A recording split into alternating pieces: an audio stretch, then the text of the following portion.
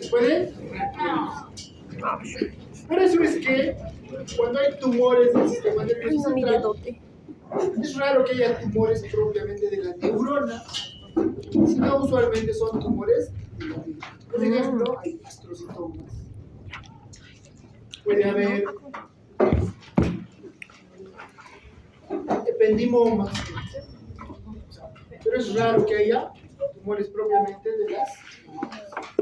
Casi no existe, excepto en niños en algunos casos, porque todavía tienen algún tipo de capacidad de reproducción, pero en el adulto no. Entonces, cuando hagan tumores del sistema nervioso central, van a ver que casi todos son dependientes de estas células. Estas todavía se replican, ¿no? Entonces, va a haber todo un grupo de trocitos, oligodendrocitos, la microbia, las células del epéndimo, las células satélites y las células de Schur. Funciones diversas, no cada una tiene una función específica, ¿no? Y vamos a empezar con la célula más abundante, los astrocitos. Ya les dije, más o menos hay 10 neuroglias por cada neurona. Dentro de las células gliales, los astrocitos son las células más grandes. Y son células casi estrelladas, tienen numerosas prolongaciones, que pueden ser muy largas o cortas. Una característica de estos astrocitos es que tienen, obviamente, todos los elementos normales de una célula, pero los gliofilamentos, es decir, la proteína ácida fibrillar glial, es característica de estas células. Entonces, es una forma de identificarlas. Vamos a ver que van a formar una capa perivascular que va a formar la barrera hematoencefálica y otra sobre la pía madre que va a formar la membrana pía glial, que vamos a ver. Entonces, los astrocitos están siempre alrededor de las neuronas, ya sea en la corteza cerebral o en la profundidad de esta. Normalmente cuando hay una sinapsis, se liberan muchos neurotransmisores, y no todos son eliminados por las enzimas inhibitorias, ¿no es cierto? Por ejemplo, el glutamato o el GABA. Entonces, estos astrocitos pueden, por ejemplo, captar estos residuos de glutamato y GABA, ¿no? Por un lado. Segundo, ya les dije que en las sinapsis también puede haber abundante liberación de potasio porque se activa también la salida de potasio, ¿no? Entonces, estas también recaptan ese potasio. Los iones, mantienen ese ambiente sináptico libre, ¿no? Limpio, ¿no? Ahora, normalmente tienen prolongaciones que terminan en los vasos sanguíneos y los envuelven. Son sus pies. Y las células endoteliales del cerebro son células unidas unas entre sí muy estrechamente. No hay muchos espacios.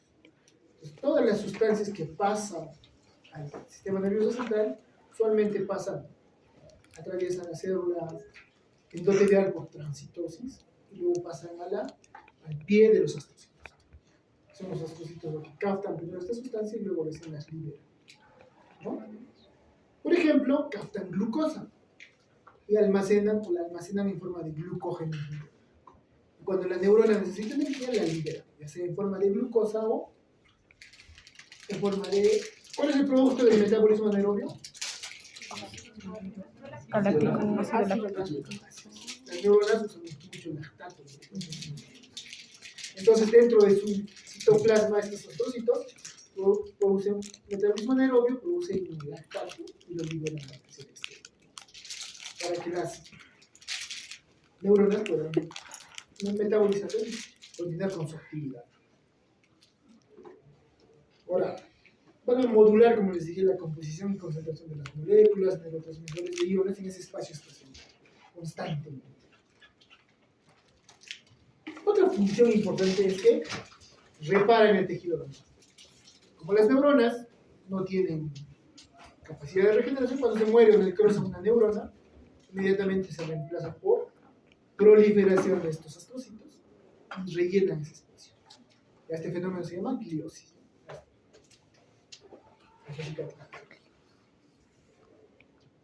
Ahora, normalmente en el sistema nervioso periférico, cuando un axón se daña, este puede regenerarse, siempre y cuando su vaina de mielina se mantenga bien. Pero en el sistema nervioso central no. ¿Por qué? Porque inmediatamente proliferan estos astrocitos y se interponen entre los extremos de la prolongación del axón y impiden que se recanalice. Por eso es que la capacidad de regeneración en el sistema nervioso central es un poco baja. Ahora, usualmente hay dos tipos de astrocitos, los llamados fibrosos y los protoplasmáticos. Los protoplasmáticos, ahora, en la corteza cerebral, el cerebelo y la médula espinal van a ver que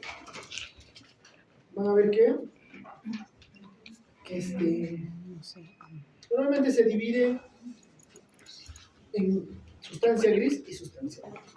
¿A qué se refiere eso?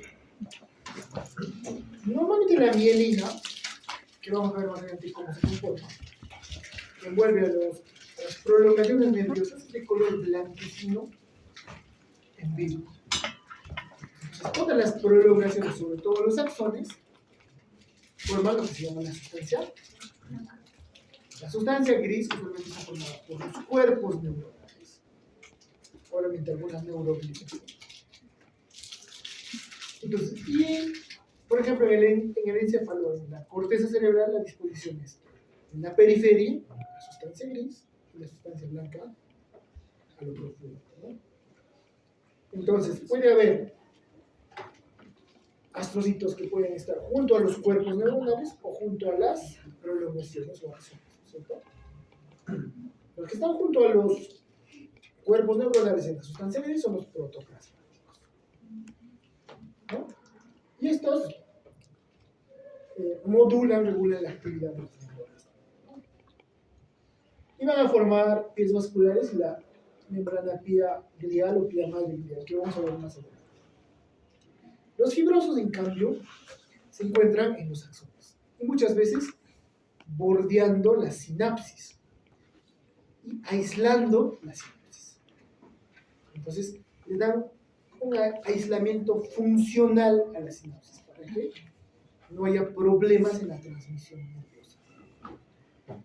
Por eso les decía que recaptan neurotransmisores en exceso, recaptan los iones que están en la solución y la equilibran inmediatamente, para que no haya alteraciones del medio externo que influyan sobre la transmisión neuronal. ¿Se entiende, no es cierto?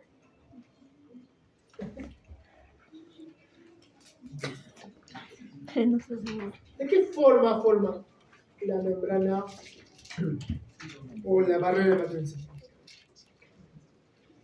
Este es un astrocito, sus prolongaciones. Tienen unas partes dilatadas que son los pies vasculares. Normalmente rodean de esta manera los pies. Y obviamente son miles de astrocitos. Y se unen unos con otros los pies y forman una membrana casi completa de los vasos. De esta manera. Miren, chicos, varios pies aquí. Miren, este es un vaso, por ejemplo, este de aquí. Y miren cómo emiten sus prolongaciones. Y finalmente es como que lo rodean e impiden que cualquier sustancia macromolecular que fuese pase directamente al cerebro. Eso se llama barrera hematoencefálica. O sea, no cualquier sustancia puede pasar al sistema nervioso central, excepto algunas sustancias liposolubles, porque las sustancias liposolubles atraviesan fácilmente las membranas celulares, ¿no? Por lo tanto, las sustancias liposolubles no necesitan ningún tipo de transporte para ir al sistema nervioso, solo atraviesan la membrana del endotelio, atraviesan la membrana del pie del astrocito y ya están en el espacio intersticial del tejido. Por eso es que a veces para dar tratamiento a una meningitis, por ejemplo, tienes que saber qué antibiótico atraviesa la barrera hematoencefálica o qué ¿Qué antibiótico no lo hace? Para que lo puedas administrar, por ejemplo, el tratamiento. Entonces, así se forma la barrera hematoencefálica. Rodea todo tipo de vasos. Pero además, los astrocitos protoplasmáticos, ya les dije que se encuentran en la corteza, ¿no? Y emiten prolongaciones hacia las superficies de los hemisferios cerebrales. Hagan de cuenta que ustedes son los astrocitos. Digamos que la superficie externa del cerebro es el techo. Entonces ustedes emiten prolongaciones y lo mismo que rodea los vasos, rodea toda la superficie externa del cerebro. Y hacen una interfaz directamente entre la corteza cerebral, las neuronas de la corteza y las meninges. De tal manera que las meninges, la pía madre, no entra en contacto directo con el tejido nervioso, sino con los pies de los astrocitos. A eso se llama la membrana pía. Entonces, ¿qué se dice? Que el cerebro o el sistema nervioso central está aislado de todo el resto del cuerpo. ¿Se entiende, no es cierto? Entonces, este es un ejemplo de un vaso del sistema nervioso central. La luz, que son las células endoteliales, y los pies de los astrocitos se rodean completamente del vaso.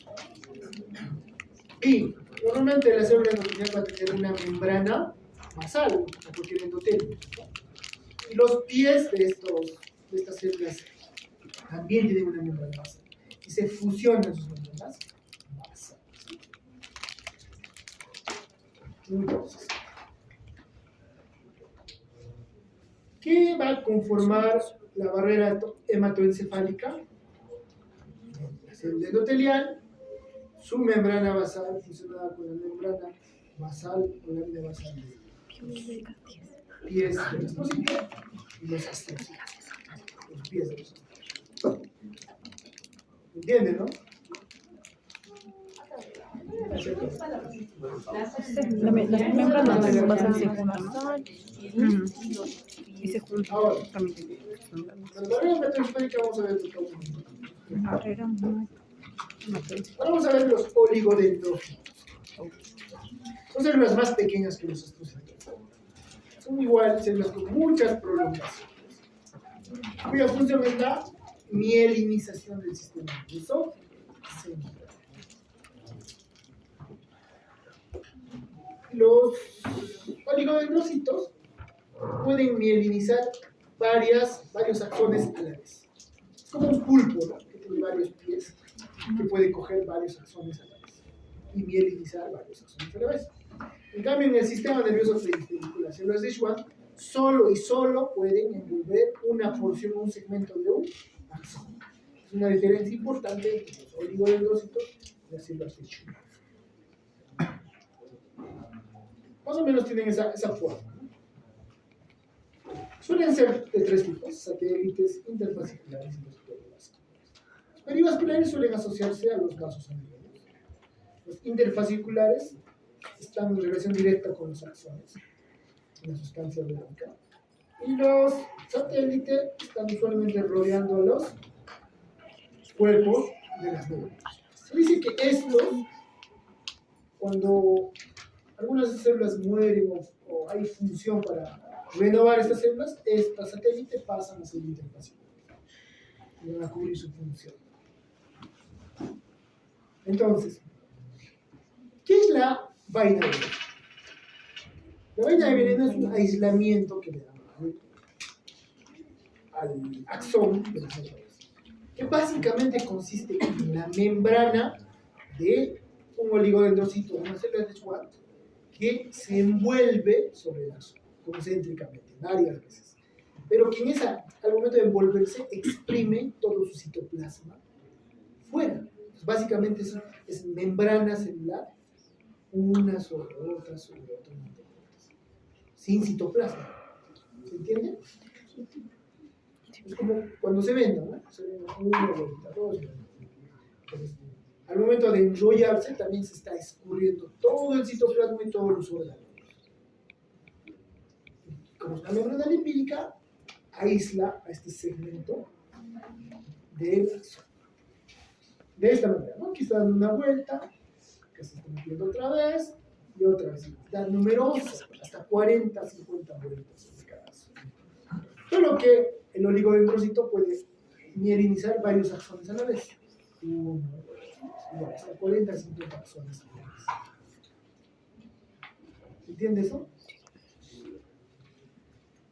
Pero, obviamente, si esta célula mieliniza este segmento, hay otra célula adyacente que va a mielinizar el segmento adyacente, ¿no? Pero no hay continuidad entre unos y otros, dejan brechas de axón libres, que se llaman Nódulos de nódulos. Tienen una característica, es que tienen una alta densidad de canales de sodio dependientes de voltaje. De tal manera que la despolarización tiene un movimiento saltatorio de nodo en nodo. Y eso hace que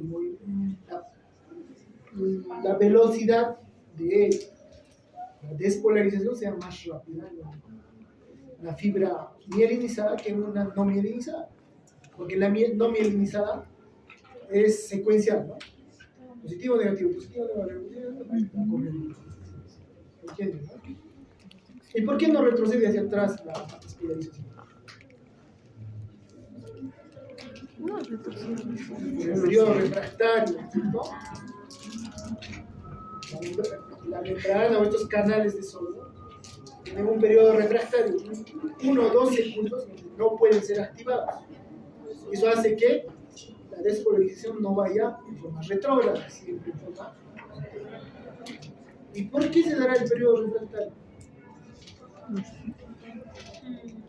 ¿No he hecho física? ¿Por qué?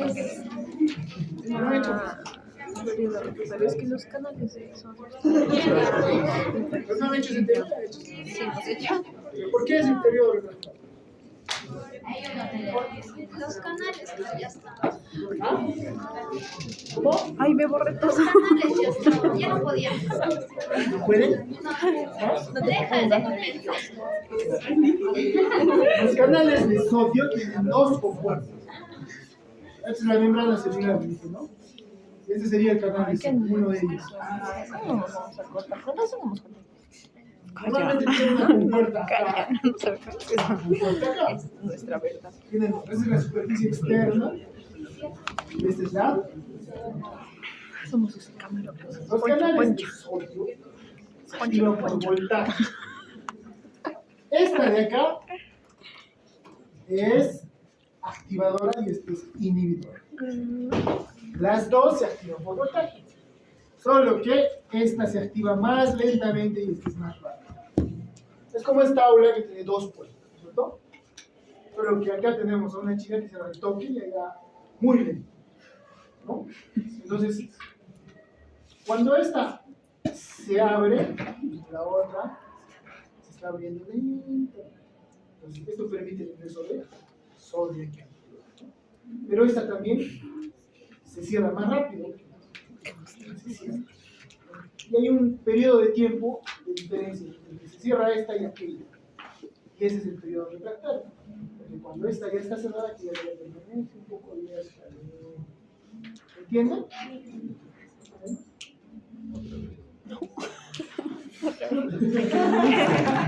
O sea, la chica abre, ¿verdad?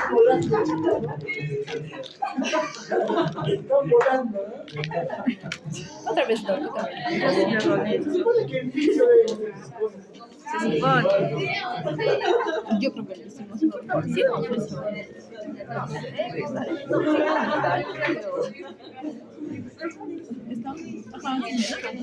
Pero ya han hecho varios ya. Entonces, ¿cuál es la función de los oligodendrocitos? La mielinización del sistema nervioso. La mielinización es un proceso complejo y largo que se da desde el periodo embrionario hasta los primeros años de vida. Sobre todo en el sistema nervioso periférico, donde se completa antes. Se dice que en el sistema nervioso central esta mielinización demora un poco más. Ahora, hay algunas enfermedades que se producen por la destrucción de estas vainas de mielina. El síndrome Por ejemplo, hay una enfermedad. de Tyson. ¿Ah? Nada. ¿Sí? Sí, Parkinson, ¿no? Parkinson tiene que ver con neurotransmisores, ¿cierto? En el Parkinson se les da por eso dopamina como el Dijo Parkinson. Parkinson. no, el Alzheimer. Escucha uno que se llama el ELA, esclerosis lateral amiotrófica. Es una enfermedad autoinmunitaria donde el cuerpo empieza a destruir por sí mismo las vainas de medio. Amiotrófica. ELA. Pero aparece, la enfermedad se da en brotes. Aparece un brote y se lesiona en alguna parte, o en otra, en otra. El paciente va a tener primero problemas de visión, porque se afecta el nervio óptico. Pasa ese periodo de remisión, vuelve a aparecer y la debilidad muscular, porque la transmisión es más lenta. Y así va apareciendo en brotes hasta que finalmente se muere porque en algún momento se afecta los nervios o la mielina de los nervios en la parte central de la respiración. ¿Sabes quién tenía eso? ¿Has visto? ¿Sabes de qué es? Entonces a Pat Balastro. Ah, la otra. Busca. Ahora vamos a ver el Uy, tercer, ignorante eres, la amigo. microglia. Retírate. ¿Qué? Perdón, ¿qué dijo? La microglia es el macrófago del sistema nervioso central. Es parte del sistema fagocítico mononuclear, es decir, deriva de los monocitos de la sangre y migra al sistema nervioso central. ¿No? Es una célula muy pequeña, con un núcleo compacto que ocupa casi todo el citoplasma, con muchas prolongaciones. Cuando está en reposo, pero cuando está activada, se activa, es una célula mucho más grande. Y libera sustancias como el interferón gamma, que activa a otros monocitos y linfocitos hacia el sistema nervioso central. Y esta célula no solo degrada cualquier bacteria, restos celulares, ¿no? Microóticos, ¿no? Sino también es una célula presentadora de antígenos. ¿A qué se refiere presentadora de antígenos? Normalmente nuestro cuerpo está expuesto a numerosos patógenos o sustancias externas. Pero hay algo que caracteriza a un grupo de patógenos. Por ejemplo, ¿cómo puedo reconocer a un perro? ¿Qué es algo característico del perro? Digamos o sea, un venado, no lo puedo. Qué chulo. Sus cuernos tamaños. Igual, el organismo, para reconocer a un grupo de bacterias o microorganismos, busca una característica común y muy característica de ese grupo. ¿Y a eso se llama? Solo me río. ¿Qué hacen estos macrófagos? Toman esa parte que es muy reconocible, van y la llevan a los linfocitos B, para que los linfocitos B produzcan anticuerpos específicos contra el cáncer. Entonces, por ejemplo, yo quiero reconocer un chihuahua de un pastor alemán, el tamaño, ¿no? Entonces, tú le presentas algo y te puede hacer una puerta solo para perros pequeños y no grandes. Entonces el cerebro tiene esa capacidad de reconocer, o el organismo en general, de reconocer estos antígenos específicos. Entonces, si yo veo pasar un perro, le tomo una foto, le voy al portero y le digo, esto no debe pasar nunca más. ¿No? Cuando quiera volver a pasar, ya no va a pasar. Eso hace la microbio. Como una muestra representativa de ese microorganismo, la llevan al linfocito. De tal manera que cuando nos expongamos de nuevo a ese mismo microorganismo, el cuerpo ya puede reaccionar con él. A eso se llama presentación de antígeno. ¿Entendido hasta ahí? Ahora, normalmente estas células, si bien es cierto, migran muy temprano, durante la formación del embarazo, cuando hay una activación de estas por las citocinas, puede haber paso de monocitos y diferenciarse en microglias en todos los cualquier edad. La otra célula del sistema nervioso central va a ser la célula ependimaria. Las células ependimarias forman un tejido epitelioide. Da la impresión que fuese un epitelio cúbico o epitelio cilíndrico. Usualmente recubre los ventrículos cerebrales y el conducto central de la médula expresiva. Lo tapiza. Lo tapiza, pero no tiene superficie libre, ¿no? Porque todo está dentro de la célula. Pueden tener incluso cilios y microfluidos.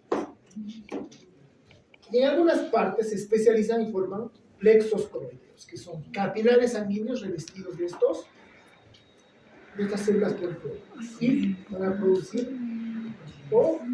el líquido cerebroespinal o líquido cefalorraquídeo, que no es más que otra cosa que un trasudado de plasma, un ultrafiltrado de plasma.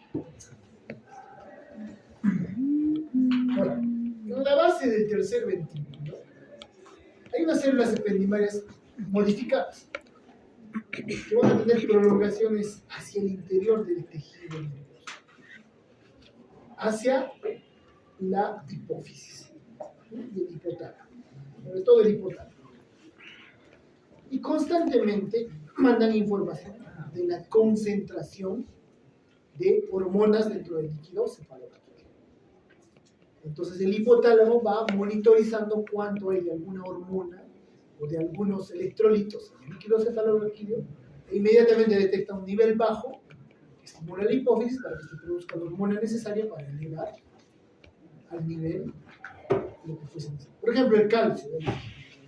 Si el calcio está bajo, se llama hipocalcemia. Si estos camisitos detectan calcio bajo en el líquido cefalorraquídeo, esta información llega al hipotálamo y el hipotálamo va a estimular la producción de las hormonas necesarias para elevar el calcio a su nivel normal. Y lo mismo pasa con las hormonas. Si hay hormona tiroidea en niveles bajos en el líquido cefalorraquídeo, el hipotálamo va a estimular a la hipófisis para que produzca la hormona liberadora de tirotropina. Y esta va a estimular a la hipófisis, va a producir la tirotropina, y esta va a estimular la tiroides y va a producir los hormonas tiroideas. ¿Entienden?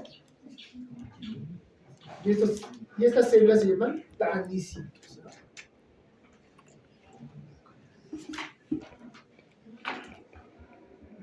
Este es el conducto central de la médula espinal. Y si ampliamos, vemos las células. Los ependilocitos.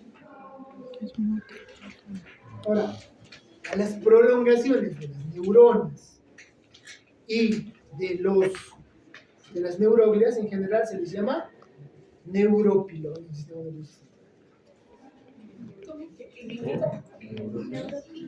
Las prolongaciones de las neuronas, los axones del glúteo, y las prolongaciones de las neuroglias en conjunto se llama neurópilo.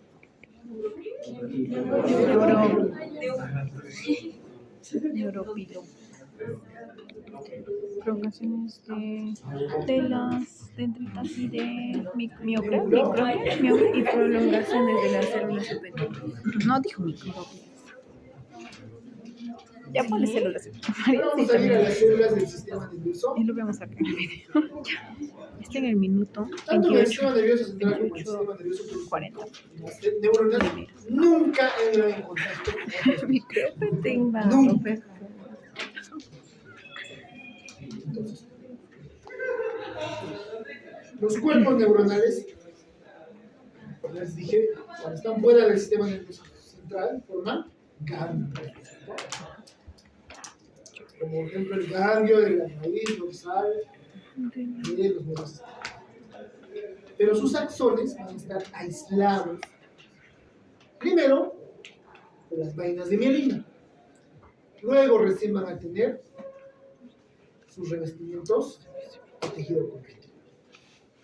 La célula de Schwann mieliniza las fibras nerviosas del sistema nervioso.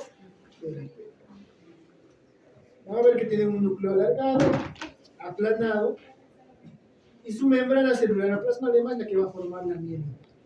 Se van a enrollar concéntricamente. También van a formar nodos de Rodin de esta manera. Su fibra axonal y el cuerpo de la célula de Schwann, y esta se envuelve, ¿no?, sobre el axón concéntrico. Así, muchachos. Esta parte de acá sería el axón y se envuelve así, muchachos. Una sobre otra. Ya las últimas capas básicamente son el citoplasma de ¿entienden, cierto? Y forma estas brechas entre células y células que son los nodos de Rampey. Esta línea que ven aquí, esta línea oscura, ese es el axón. Todo esto es la célula de Schwann formando la membrana o la vaina de mielina. ¿Cuál es? ¿Ustedes entienden? ¿Cuál dijo que era el de célula de Schwann? ¿Cuál era el de Normalmente la porción más externa de la célula de Schwann Schwann? va a estar recubierta por una lámina basal. Esta lámina basal la va a aislar la célula de Schwann del tejido conectivo, que vamos a ver más adelante. Igual tiene segmentos internodales, son los nodos de Rampey. Una célula de Schwann y solo una puede minimizar un segmento de axón, nada más. Entonces, pero cuando la fibra es amielínica, van a estar envueltos por una sola célula en varios fibras. ¿De qué manera? Esta es una fibra nerviosa mielinizada. O sea, la membrana de la célula de Schwann va a dar múltiples vueltas a su alrededor. Cuando las fibras son amielínicas, pasa esto.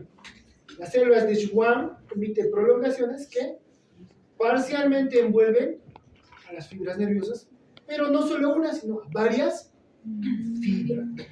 Básicamente le da una pequeña envoltura a varias fibras a la vez. En cambio, cuando una vaina mielínica es solo a una sola fibra nerviosa. ¿Entiende eso, no? Pues tenemos la célula de Schwann, ya tenemos varios nervios, fibras nerviosas. ¿No? Son. Si esta va a ser una fibra mielínica, la célula de Schwann va a empezar a formar una envoltura concéntrica. Normalmente el extremo del citoplasma que envuelve hacia la parte interna en contacto con la fibra nerviosa se llama mesaxón interno. Y la más externa, la más superficial, que sería esta, mesazón externo. ¿Entienden, cierto? Para la prolongación más interna, que va a envolver y va a entrar en contacto con la fibra nerviosa o el axón, se va a llamar mesaxón interno. La parte más externa, que es la fase más superficial, mesaxón externo. Por ejemplo, aquí ha dado numerosas vueltas, ¿no? Este extremo terminal sería el mesaxón interno. Y este de aquí, el mesaxón externo. ¿Se entiende, no es cierto? Pero no siempre el citoplasma está totalmente aislado. Miren esto, chicos. A veces la vaina o la envoltura de la célula de Schwann va a contener algunas prolongaciones de citoplasma que se envuelven alrededor. Y a eso se les llama la incisura de Schmidt-Lanter.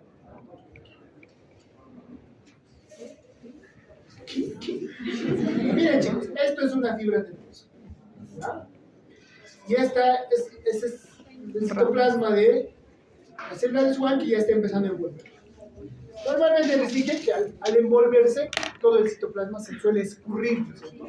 Pero a veces quedan prolongaciones del citoplasma sin escurrir, que simplemente se envuelven, que serían estas porciones naranjas.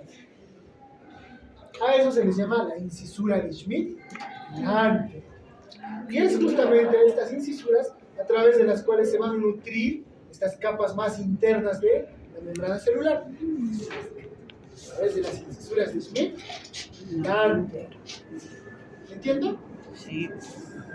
¿Y eso de que aparece autor en patología? ¿Eso de que? ¿O por qué aparece? ¿Por qué se da? ¿Por qué se da? Normal, pues para los nutrientes. Cuando la fibra es amielínica, simplemente una célula de Schwann envuelve parcialmente, ¿no? Recubre parcialmente estas fibras, varias fibras nerviosas. Una sola. ¿no? Ni siquiera da una vuelta, ¿no? Solo sus dos mesaxones entran en contacto y ya está. Estas son las fibras amialínicas y estas son las fibras. Cuando son mielínicas, solo y solo a una fibra, un segmento. Aquí puede ser, cuando es amialínico, a varias fibras. ¿Se entendió, no es cierto? Las células satélite, en cambio, son células que se encuentran solo y solo en las ganglios del sistema nervioso. Es decir, rodeando a los cuerpos neuronales del sistema nervioso periférico. La célula de Schwann aísla a los axones. La célula satélite a los cuerpos. ¿No? Son células cúbicas pequeñas que rodean los cuerpos neuronales y forman una capa continua alrededor de los cuerpos neuronales y evitan que los cuerpos neuronales entren en contacto con el tejido adyacente. También las nutren, les dan un soporte estructural y metabólico.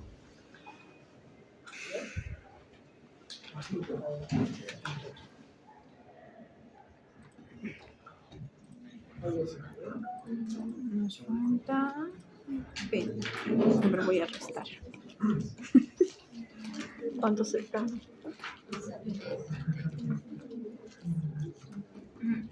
Falta 16 euros.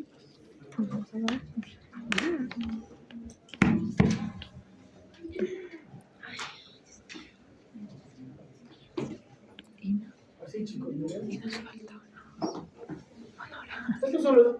Estas células grandes son las neuronas. Estas células chiquititas de aquí son las células satélite. Y cuando hay un ganglio, siempre los ganglios de la raíz dorsal están envueltos por el tejido conectivo.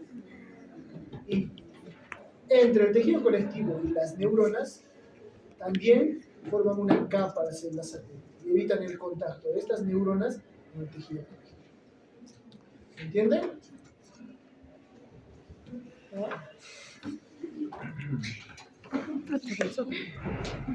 ¿No se entiende? Es que yo sí quiero. Sí, pero no. Es que Pero yo su función es la de sostén y soporte estructural y metabólico de las células neuronales ganglionares.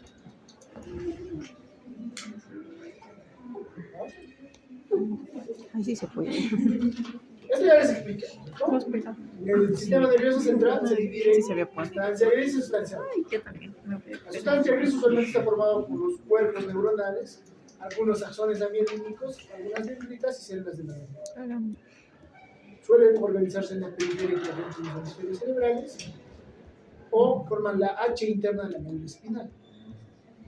La sustancia blanca básicamente está formada por axones de neuronas y las neuronas, endocito, astrocito, vasos sanguíneos. ¿Eso se entiende? Pero a veces puede haber cuerpos neuronales en el interior de la sustancia blanca, que algunos les llaman ganglios basales. Aunque la terminología no es correcta, pues, un cuerpo neuronal en el interior de la sustancia blanca debería llamarse núcleo, ¿no? Por eso hay los núcleos, por ejemplo, de Westphal, de hay una serie de núcleos que son los cuerpos neuronales de los nervios craneales que están en el interior de la sustancia de la corteza, pero que algunos les llaman ganglios basales.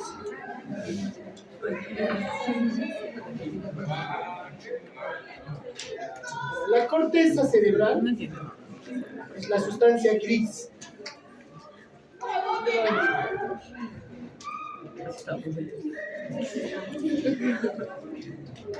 Yo no.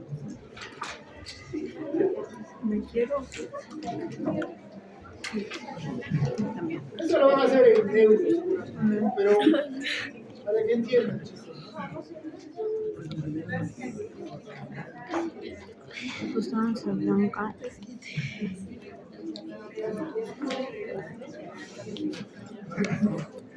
Estos son los hemisferios cerebrales. Si tú le haces un corte así, Ay, no. transversal, coronal, puedes ver esto. La sustancia gris está en la piel, en el periferia, eso es la corteza cerebral. Y en el interior la sustancia blanca. Ajá.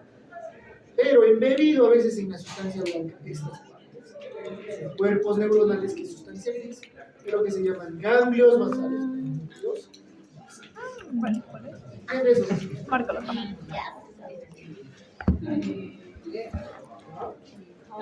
Ganglios basales en blanco. ¿Esos son? Ganglios basales. Ya. Son cuerpos neuronales en la sustancia. Ya, espera, déjame. Jalo un. Guau. Blancanieves tenía sus. Yo estoy con el wifi de acá. No, la sustancia blanca tiene sus Está bien. ganglios. Porque ya terminé la clase. Y Pero otra ya la no va a corteza durar. cerebral es muy compleja. ¿No? Reviste surcos y circunvoluciones. Su espesor es pequeñísimo, mira, de 4.5 a 1.5 milímetros. Normalmente forma 6 capas o láminas de células. De la 1 y tiene nombre. La capa más superficial es la molecular o plexiforme. Luego hay una granular externa, piramidal externa, granular interna, piramidal interna, y la multiforme o polimorfa. O sea, es muy complejo. No nos preguntes, no sé. Carga. Carga. Swatch. Carga, vuelve.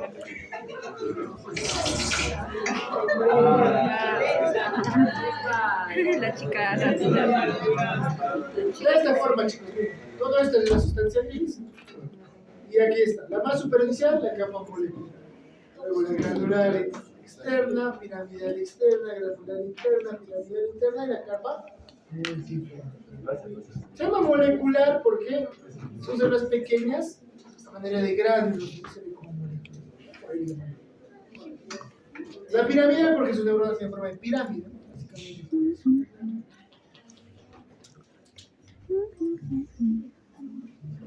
¿Hasta alguien entiende?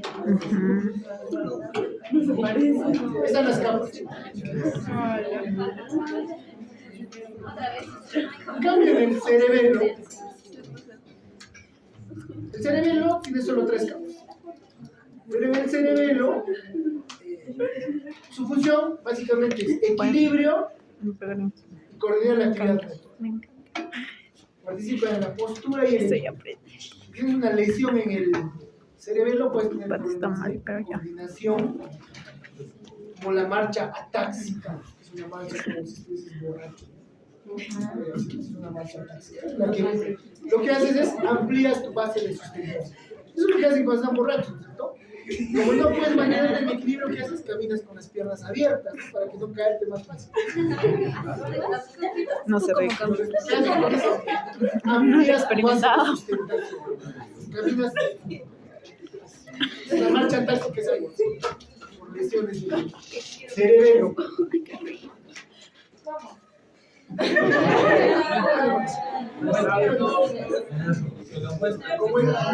Como el sábado. De ahí solo hay 3. Una molecular, una media y una profunda.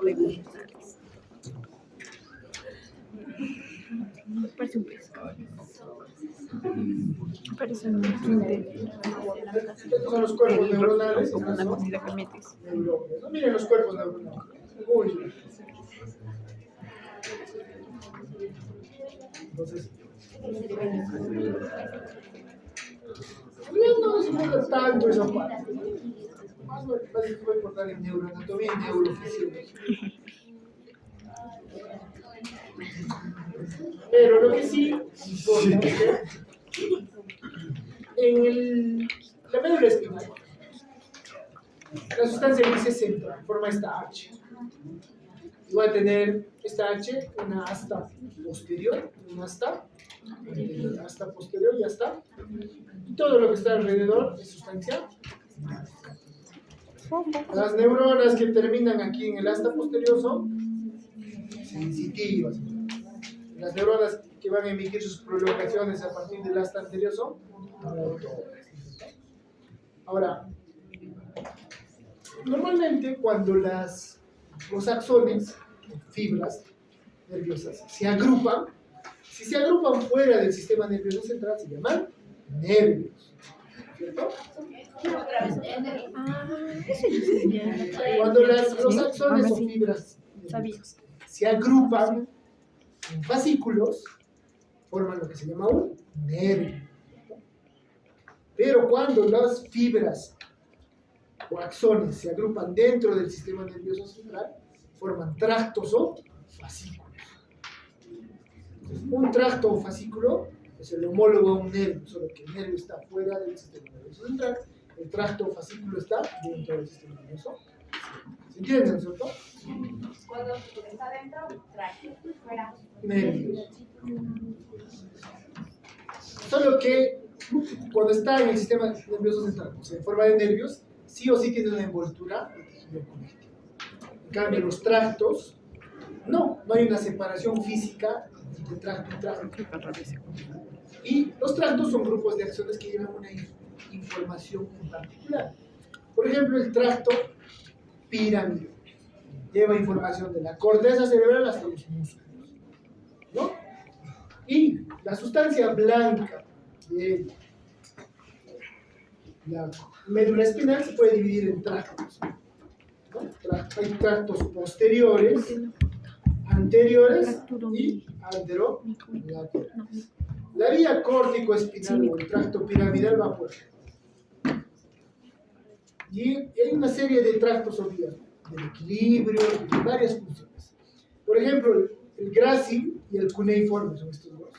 El grácil es este y el más lateral el cuneiforme, llevan información de la propiocepción, por ejemplo. Va a haber tractos del dolor.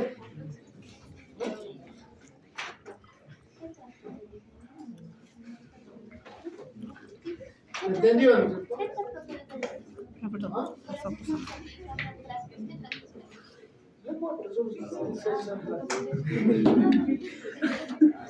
Entonces, si yo agarro la sustancia gris de la H de la médula espinal, la amplío, voy a ver esto, los cuerpos neuronales, que son medio poligonales. Si tomo el asta anterior, voy a ver las neuronas sensitivas, que son piramidales. Muy diferentes.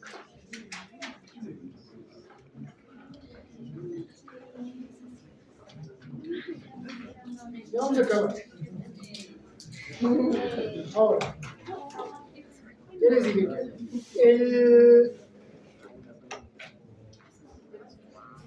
El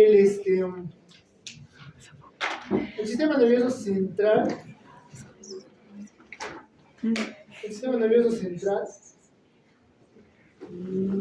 no está exento de entrar en contacto con otros tejidos. Uno de ellos es las meninges. Las meninges son membranas de tejido conectivo que lo que hacen es aislar mecánicamente al sistema nervioso central y darle soporte. Va a haber dos tipos de meninges, las paquimeninges y las leptomeninges. La paquimeninge está conformada básicamente por la dura madre. Las leptomeninges son las aracnoides y la tibia madre. Todas están conformadas por tejido conectivo. La más externa y más gruesa es la dura madre. Es tejido conectivo denso que tiene dos capas. Una que tiene cara hacia el hueso, se llama capa fibrosa, capa endóstica, y otra que va a dar cara hacia el encéfalo, esa es la capa fibrosa. La capa externa o endóstica se adhiere a los huesos del cráneo por dentro, la cara interna de la calota craneal. Tiene un plexo vascular muy abundante que va del tejido óseo hacia a esta meninge.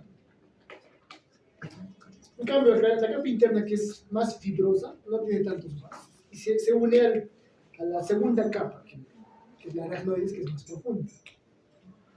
Entre la aracnoides y la capa, y esta capa de la dura madre, se forma un espacio virtual, un espacio subdural. De tal manera que si hay algún sangrado en esa zona, se forma un espacio, se separan ambas. Y a eso se llama hemorragia subdural. En cambio, si hay una lesión y sangrado entre el hueso y la capa externa de la dura madre, se forma un espacio virtual que se va a llamar el espacio epidural. Entonces pueden haber hemorragias epidurales, hemorragias subdurales.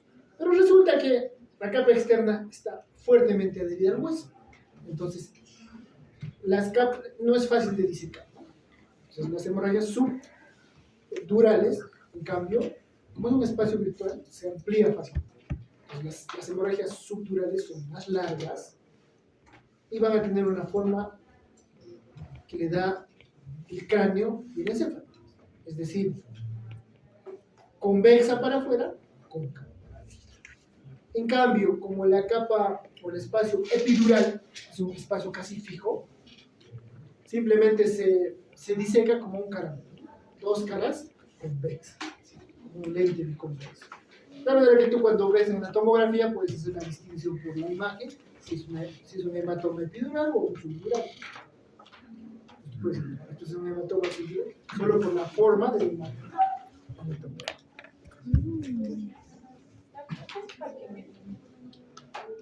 La dura madre.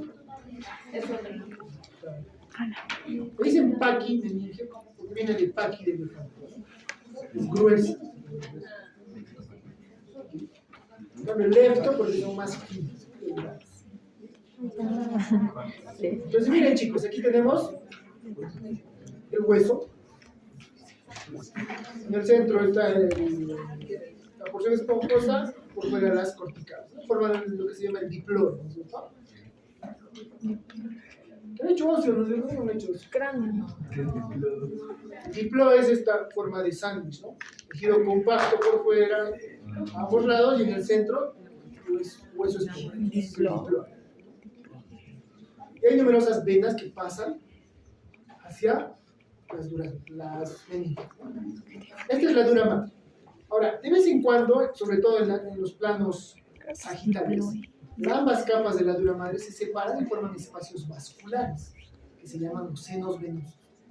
Hay un seno venoso sagital, un seno venoso transversal, que son equivalentes a, o aquí corresponden a venas. Cuando hay un movimiento de desaceleración agudo, a veces la meninge puede desplazarse respecto al hueso, ¿no? Y en eso fractura estos vasos. Y ahí es donde se puede dar la hemorragia epidural. Y a estos senos venosos llegan las prolongaciones de la aracnoides, que vamos a ver a continuación. La aracnoides es la capa que le continúa hacia adentro, allá, dura madre, ¿no? Es una capa gruesa también de tejido fibroso, pero tiene trabéculas de tejido, como el tejido óseo esponjoso, algo así, ¿no? Tiene trabéculas. Y por eso le llaman aracnoides, porque son como patitas de arañas. Entonces forma un espacio, es el espacio subaracnoideo, entre la dura madre y la piel. No es una capa, una lámina continua, sino forma trabéculas conectadas. ¿Entienden eso, no es cierto? Como pueden ver acá, miren, estas rojitas son las trabéculas. Y ahí forma un espacio, el espacio subaracnoideo. ¿No? Y estos pies se anclan o se fijan en la piel madre, ¿no? Y hay una continuidad, obviamente, entonces. Y la aracnoides a veces se prolonga hacia los senos venosos, formando estas prolongaciones, que se van a llamar las vellosidades aracnoideas. El líquido cefalorraquídeo circula. ¿Dónde se produce? En los ventrículos. Circula por los ventrículos, ¿no? Pasa de los ventrículos laterales al tercer ventrículo, al cuarto ventrículo, En el cuarto ventrículo hay dos vías. Una que lo dirige directamente a la médula espinal y otra que sale afuera hacia el espacio subaracnoideo. Entonces, este espacio subaracnoideo está lleno de líquido cefalorraquídeo y eso amortigua los golpes, como está aislado por líquido. Pero no puede quedarse eternamente líquido ahí, tiene que ser reabsorbido para que haya una producción y una eliminación constante. ¿Dónde se produce, hemos dicho, en los plexos? Pero ¿dónde se elimina? Aquí. En estas vellosidades aracnoides. ¿Se eliminan a dónde? Hacia los senos venosos. ¿Qué pasa si esto se bloquea y ya no hay reabsorción de este líquido? ¿Qué pasaría? Se va a acumular. Hidrocefalia. Cuando hay acúmulo de líquidos, ¿qué se llama eso? Hidrocefalia. Se llama incremento de líquido intersticial. Pero en el líquido, si se acumula solo el líquido cefalorraquídeo, ¿qué produce? Hidrocefalia. Hay unos niños cabezones. Y dile. Te tiraría con esto. Hidrocefalia. Entonces, ya sea por exceso de producción o por falla en su absorción acá en las vellosidades aracnoides, se puede producir hidrocefalia. Y por eso es que a estos niños, como no pueden eliminar el líquido, les ponen unas válvulas que van directamente a un ventrículo y se exterioriza y sale por debajo de la piel y llega a la cavidad abdominal. Entonces, el líquido cefalorraquídeo se produce en el cerebro y el exceso pasa por esa válvula a la cavidad abdominal y ahí se reabsorbe. ¿Por qué? Porque como perdió esta función, eso evita que se siga acumulando líquidos. Ese es básicamente el tratamiento quirúrgico de la hidrocefalia. Entonces se llama derivación ventrículo dentro. ¿No? Y su función, básicamente, la aracnoides es eso, el drenaje, el líquido cefalorraquídeo y además forma un compartimento que aísla el cerebro del trauma mecánico. ¿Entiendes, cierto? Por eso es que también el cerebro está casi como flotando en líquido. Cuando hay traumas, hay golpes y contragolpes. Por ejemplo, si tú estás en un accidente de tránsito, desacelera el vehículo porque entra en contacto con otro vehículo, y tú sigues por inercia en movimiento, entonces vas a golpearte en la cabeza. O sea, tus polos frontales del cerebro van a golpearse contra el hueso. Pero como está dentro del líquido flotando, por contragolpe van a retroceder y los polos occipitales se van a contundir contra el hueso posterior. Entonces, en los accidentes de tránsito hay eso, lesiones por golpe y contragolpe. Porque está flotando. Y finalmente la pía. La pía madre es la más fina de las rectomeninges. Casi siempre. Tiene básicamente fibras reticulares y fibras elásticas, es muy fina. Y que se adosa a las superficies del cerebro. El cerebro tiene, como pueden ver, tiene surcos y circunvoluciones. La pía madre se adosa a eso, sigue la forma. Pero nunca entra en contacto directo con el tejido conectivo. Ya les digo, ¿por qué? Porque los astrocitos emiten sus pies y forman una capa entre las neuronas y la pía madre. La membrana pía glial. El tejido conectivo nunca entra en contacto directamente con las neuronas. Ni en el sistema nervioso central ni en el sistema nervioso. Y justamente ahí está la barrera hematoencefálica, que consiste en el astrocito, sus prolongaciones que rodean básicamente los vasos. Y aquí tenemos el capilar, la célula endotelial, su membrana basal, los pies de los astrocitos y su membrana basal que se ha fusionado. ¿No? Entonces, ¿quiénes lo componen? El endotelio de este capilar, que es el capilar tipo continuo, no tiene poros. Su membrana basal, algunos pelicitos y sobre todo los astrocitos. No es una membrana permeable al 100%, porque las sustancias liposolubles la pueden atravesar, pero son muy pocas las que la pueden atravesar, ¿no? Y hacen transporte activo para aminoácidos y glucosa. ¿Por qué? Porque aquí tienen, por ejemplo, receptores de GLUT4, por ejemplo, para el transporte activo de glucosa hacia los astrocitos. Los astrócitos luego de célula liberan hacia las neuronas. O sea, casi nada entra en contacto directamente con la neurona sin que haya pasado una revisión por el astrocito. Ya les he dicho los pliegues, son repliegues de la vía madre hacia la cavidad ventricular. Y tienen capilares fenestrados muy sinuosos, tejido conectivo laxo, están revestidos por un epitelio cúbico de células dependientes. Y son las que producen el líquido cefalón, que no es más que un ultrafiltrado del plasma. ¿Estamos bien? No falta nada, chicos.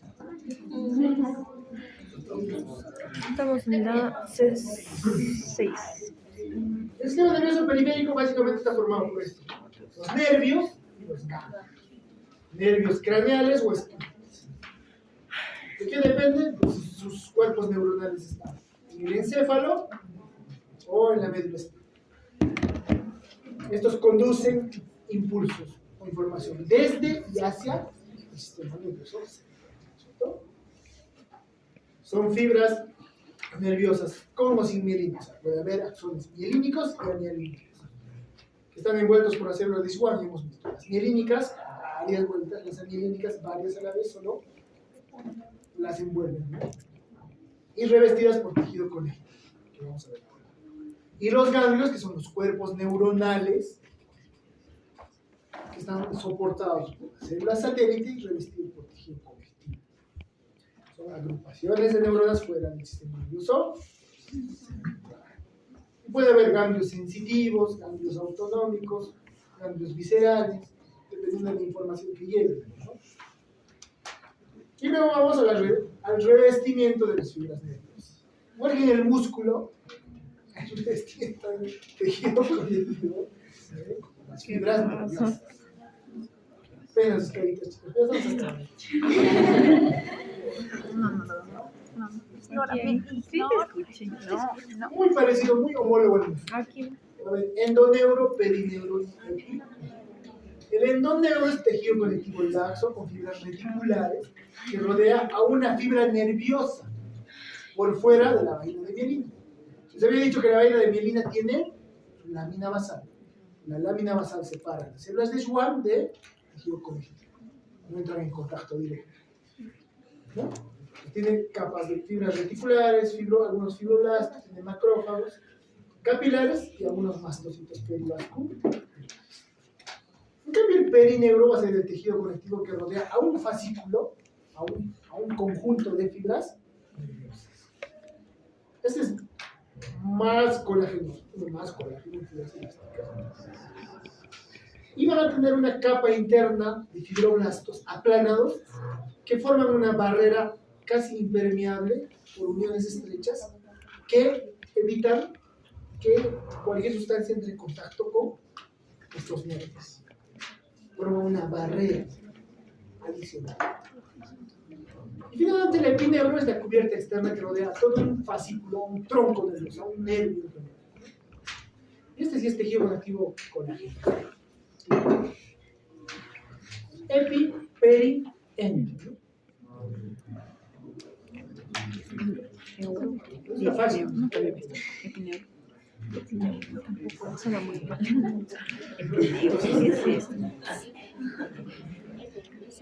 Aquí tenemos todo el nervio, chica. Todo este nervio, todo es un solo nervio. Esta capa sería el epineuro.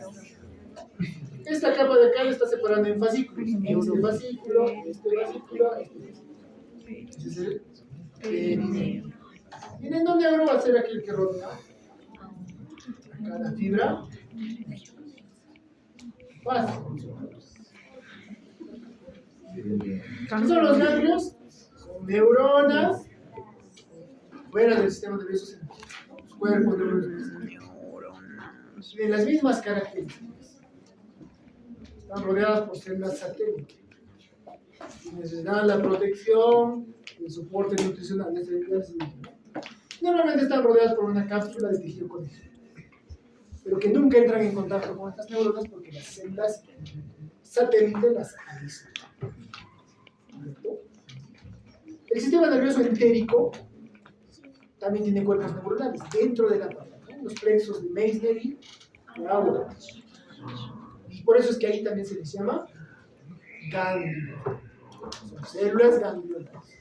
Cuando alguien te habla de célula ganglionar, está hablando de una neurona fuera del sistema nervioso. ¿Entienden? ¿No? Sí. Y así como hay ganglios motores, puede haber ganglios sensitivos. Tampoco.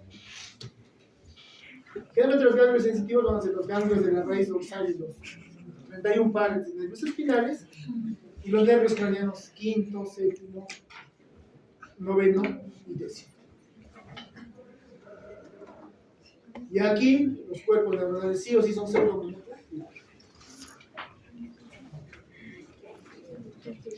¿Qué? La última, Finalmente los ganglios autonómicos. Los ganglios autonómicos son más pequeños que los sensitivos. Por uno. Los autonómicos, o sea, los sensitivos son los cuerpos de las neuronas que traen información del exterior, de la piel, de los vasos, sensitivos.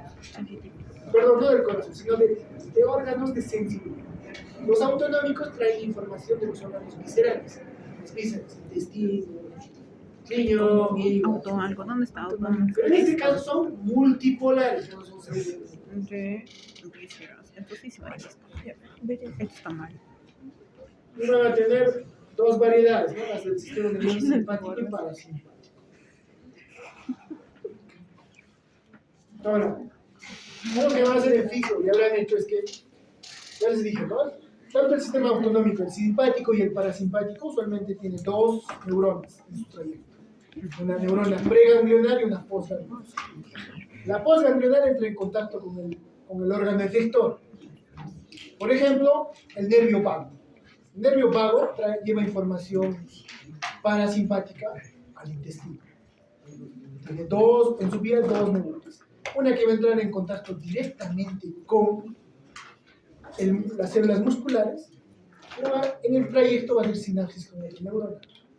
Por eso se habla de neurona pre y post. En el sistema nervioso parasimpático, el neurotransmisor sí o sí, en ambas porciones, es decir, en la sinapsis y en la unión mioneural, es acetilcolina.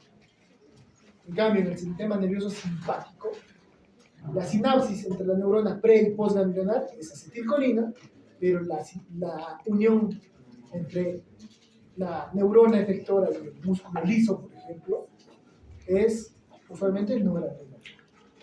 No entiendo. Eso es lo que he hecho en fisios, ¿no? Miren, chicos. Tal vez mi No entiendo. No va a ser. Poncha. Su... Les he dicho que el sistema nervioso autónomo ahora se divide en tres, ¿no es cierto? El simpático, el parasimpático y el entérico, ¿no es cierto? Pues clásicamente es el simpático y el parasimpático. Sí. El simpático es el sistema nervioso reflejo de huida. Cuando nuestro organismo se siente en peligro, se activa el sistema nervioso simpático. Entonces hace que, por ejemplo, tus pupilas se dilaten y veas mejor con poca luz. En el sistema digestivo hace que disminuyan las secreciones y el peristaltismo. ¿Por qué? Porque te prepara para correr, para escapar. Ni modo que te vas a poner a miccionar. Entonces, hace todo lo necesario para que tu organismo esté en huida. Entonces, en la vejiga que hará, inhibe al detrusor, no se contraigan, no micciones, cierra el esfínter, igual en el trato digestivo cierra los esfínteres, disminuye las secreciones. En cambio, el parasimpático hace lo contrario, restauración de las funciones, ¿no? Reparación. Entonces, hace que haya más secreciones en el digestivo, estimula la peristalsis, igual en el sistema urinario estimula la producción de orina, casi siempre son complementarios. Si el simpático dilata las pupilas, el parasimpático Acupuntura. ¿no? Igual en ese tracto digestivo. Si el parasimpático estimula la producción de secreciones y estimula el peristaltismo, simpático inhibe. Entonces siempre hay una contraparte, ¿no? ¿Tú le Entonces, pegas? el simpático y el parasimpático viajan a través de dos sistemas. Antagonista. El simpático, Acá. algunos le llaman No sé. la cadena No lo quiero. para vertebral, ¿no? Cadena. Cervicotorácica, ¿no? ¿Ah? Tóraco lumbar. Cuando hay en plexo, ves que hay ganglios al lado de la columna, varitos, bolitas. ¿Por qué? ¿Qué Porque será? estas neuronas salen a través de los nervios espinales, de las porciones tóraco-lumbares, y al costado de las vértebras forman ganglios. Aquí estarían las vértebras, ¿no? Pues salen por los nervios espinales y forman ganglios. O sea, cuerpos neuronales. Y tienen varias. Y esta es la cadena simpática para vertebral. ¿Entienden o no? Y desde aquí van a emitir nervios a los diferentes órganos. En cambio, el parasimpático va a venir a través de los nervios craneales y de los nervios sacros. Por eso le llaman cráneos sacros. Y el vago es un ejemplo. La cadena paravertebral simpática. ¿No? En cambio, y estos a su vez pueden formar otros plexos dentro o cerca de los órganos. Por ejemplo, el plexo solar, el plexo celíaco, el plexo hipogástrico. Yo estoy diciendo tóraco lumbar. El braquial por donde se forman por los cervicales. No tiene nada que ver. ¿Cómo que no?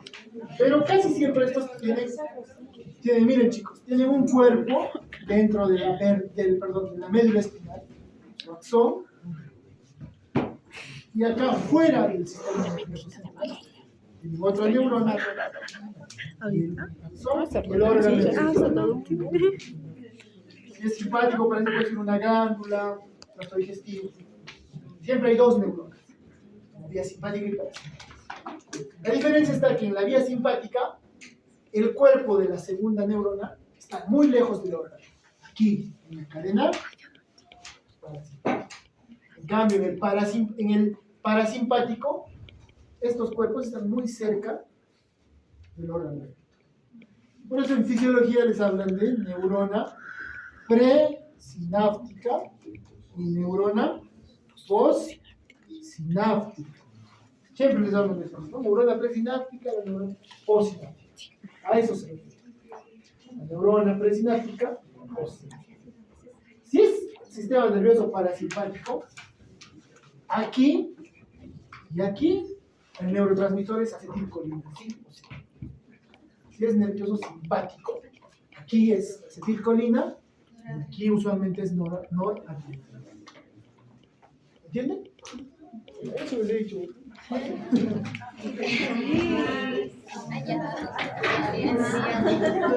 ¿Dónde? Ya no, el esfuerzo. Está caliente. Y con eso hemos acabado. Gracias, doctor. Acetilcolina tanto. Siempre. Es difícil.